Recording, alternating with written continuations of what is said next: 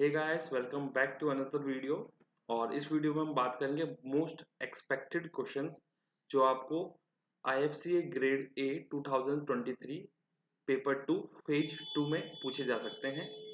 I hope guys मैं आपको करीब 150 या 200 प्लस क्वेश्चंस दूंगा और मेरे को 10% क्वेश्चंस वहां से मिल जाने की पूरी पूरी उम्मीद है। ठीक है, पेपर 2 के लिए।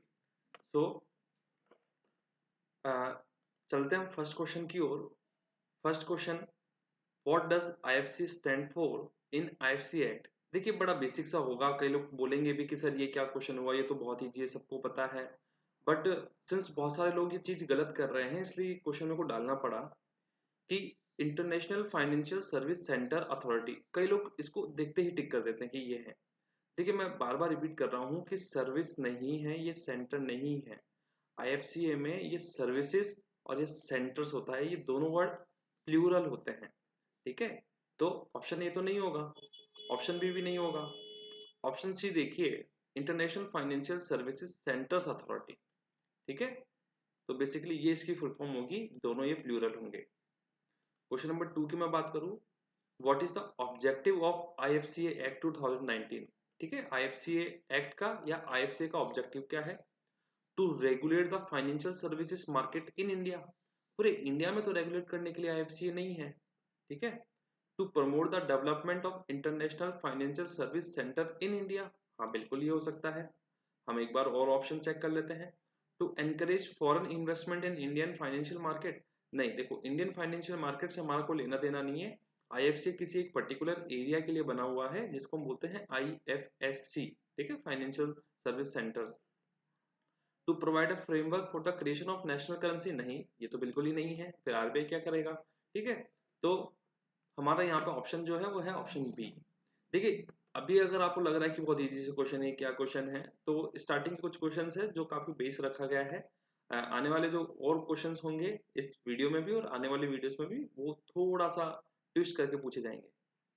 लाइक पहला क्वेश्चन आपको मिल चुका है, थोड़ा सा ट्विस्ट क्या हुआ, which of the following is correct according to IFCA act 2019। देखिए ये क्वेश्चन बड़ा ध्यान से जवाब देना, क्योंकि जब मैंने पोल में भी ये क्वेश्चन पूछा था तो ज्यादातर जो लोग थे उन्होंने इसका आंसर रॉन्ग दिया है कि इनमें से IFCA एक्ट के लिए क्या सही है, मतलब कौन सी चीज IFCA एक्ट के अकॉर्डिंग ठीक है।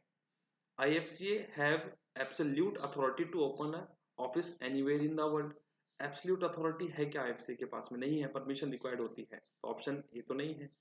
IFCA can open office in India but cannot open it's office in foreign. India में ओपन कर सकता है लेकिन फॉरेन में ओपन ही नहीं कर सकता। नहीं, ये एक्ट में मेंशन है कि कर सकते हैं। तो IFCA कैन ओपन, तो नहीं, फॉरेन में ओपन कर सकते हैं, हमको पता है। IFCA can open office in India and foreign with approval of board members. कि अपना जो IFCA का जो बोर्ड है उसके अप्रूवल से वो इंडिया या फॉरेन कहीं पे भी ऑफिस स्टार्ट कर सकते हैं? नहीं, सेंट्रल गवर्नमेंट की उनको रिक्वायरमेंट होती है परमिशन की। IFCA can open office in India and foreign with the approval of central government. तो ऑप्शन डी यहाँ पे बिल्कुल ठीक होगा। ठीक है, उसके बाद बात करूँ मैं नेक्स्ट क्वेश्चन की। International financial service centres are set up under. देखिए ये इंपॉर्टेंट क्वेश्चन है, आर सेटअप कि सेटअप कौन सा एक्ट में या कौन से सेक्शन में होते हैं। तो सेक्शन 2 ऑफ IFCA एक्ट नहीं, ये एप्लीकेबिलिटी की बात करता है कि ये एक्ट अप्लाई कहाँ होता है। ठीक है, सेक्शन 4 ये भी इस्टेब्लिशमेंट की बात करता है।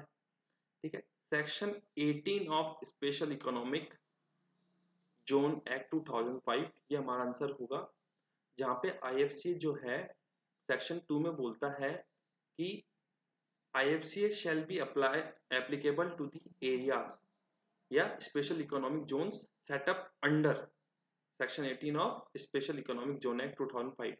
तो जो सेटअप होता है, ठीक है, वो तो होता है section 18 of special economic zone. ठीक है, हमारे जो इंटरनेशनल फाइनेंशियल सर्विस सेंटर्स होते हैं या सेज जो एरिया होता है वो सेटअप इस एक्ट में इस सेक्शन में होता है। लेकिन हमारा IFCA अप्लाई कहाँ पे होगा, ये कहाँ पे मेंशन है, ये मेंशन है सेक्शन 2 में। ठीक है, तो इस क्वेश्चन का आंसर होगा section C, sorry option C. After that question, which of the following is correct according to IFCA। IFCA के लिए मतलब IFCA एक्ट के अकॉर्डिंग कौन सा इनमें से राइट है। IFCA act is applicable to all financial institution dealing with the financial product and financial services in India. देखिए ये वर्ड इंपॉर्टेंट है, अभी तक ठीक चल रहा था लेकिन ये वर्ड गड़बड़ है, पूरे इंडिया में अप्लाई नहीं होता है, ये एक पर्टिकुलर एरिया है IFSC, उसी में अप्लाई होगा, तो ये तो रॉन्ग है। ठीक है, उसके बाद में term of IFC chairman shall be of 3 years और 65 years.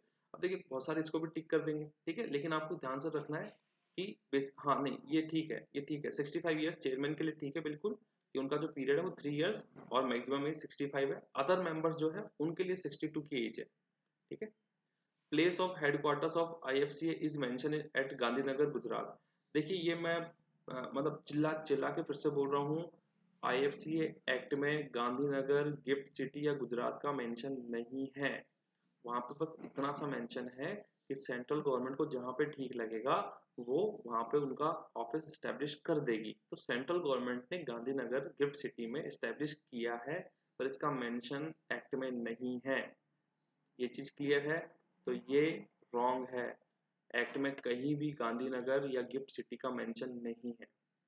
All fines and penalty should be credited to consolidated fund of India, ये कंसोलिडेटेड है, ठीक है, TED।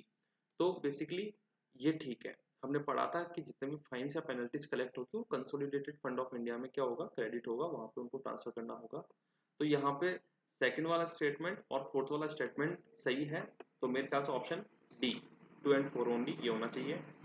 इसके बाद में मैं बात करूँ, विच of the following is not mention under section 4 of IFC act 2019।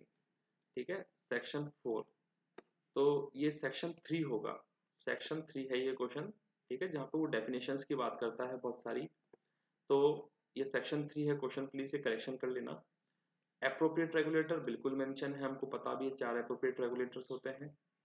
IFSC ये भी मेंशन है, हमको पता है, उसने बताया कि सेक्शन 18 ऑफ सीज एक्ट में ये होगा।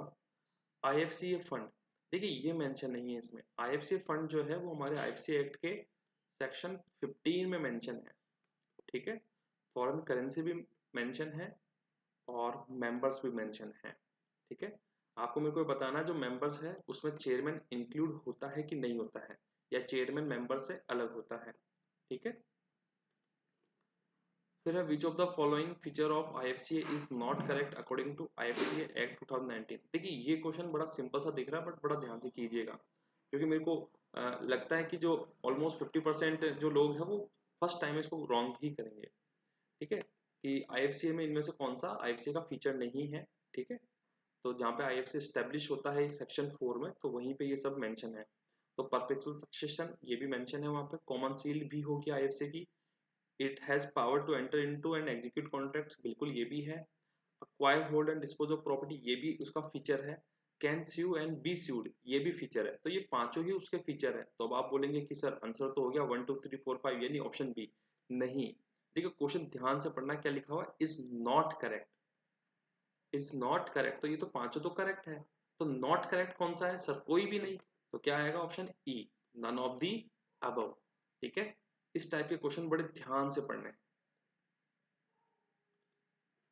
Then which of the following is mention in IFC act 2019, इनमें से कौन सा IFC एक्ट में मेंशन है।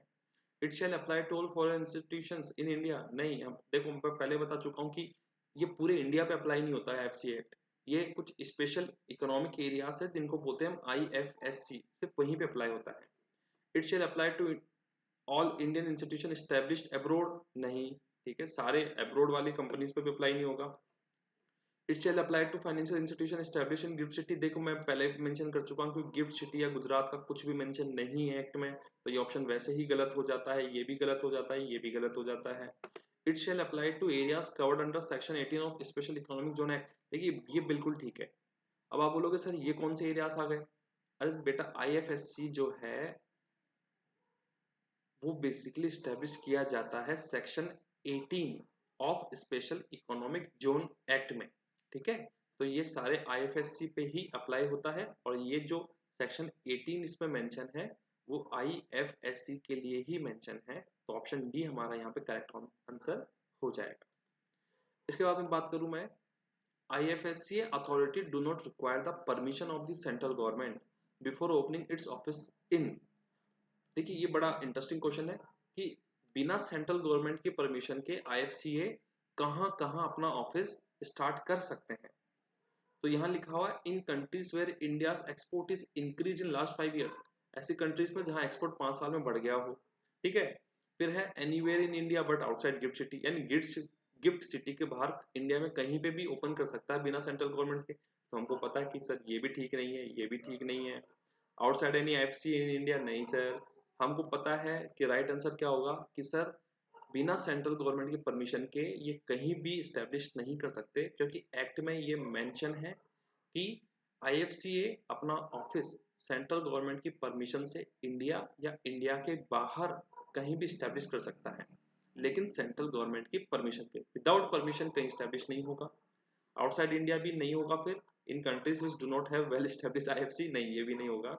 तो फिर ऑप्शन क्या होगा? ऑप्शन होगा नन ऑफ द अबव, ठीक है, no time, none of the above. After that which of the following is not an ex officio member of the authority, काफी इंपॉर्टेंट है, कंपोजिशन का क्वेश्चन है ये, ठीक है, कि इनमें से कौन से एक्स ऑफिशियो मेंबर नहीं होंगे। तो देखो, member nominated by RBI, member nominated by SEBI, ministry of finance से नॉमिनेटेड, आईआरडीआई से नॉमिनेटेड। तो मैं पहले बता देता हूँ, ये जो भी नॉमिनेटेड मेंबर्स होते हैं सारे एक्स ऑफिशियो होते हैं, ठीक है। तो फिर एक्स ऑफिशियो कौन नहीं है?